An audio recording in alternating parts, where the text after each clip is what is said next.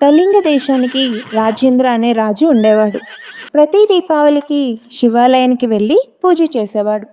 పిల్లలకు టపాసులు పంచేవాడు.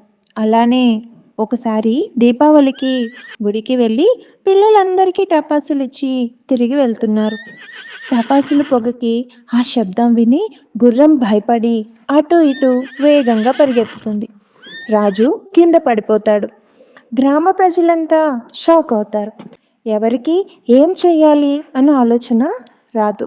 అప్పుడే ఒక చిన్నారి నీరజ పరిగెత్తి బావి దగ్గరికి వెళ్ళి నీళ్లు తీసుకొచ్చి రాజుగారి ముఖంపై చల్లుతుంది.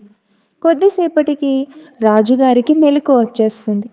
నేను టపాసులు పంచి పిల్లల్ని ఆనందపరచాలనుకున్నా, కానీ పర్యావరణాన్ని బాధ పెట్టాను.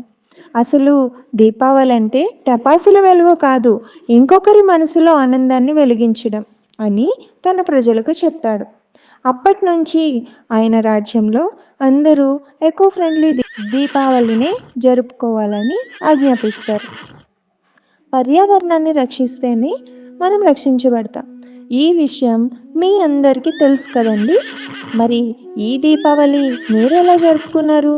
టపాసులతోనా లేక నేచర్ ఫ్రెండ్లీగానా? కామెంట్ చేయండి.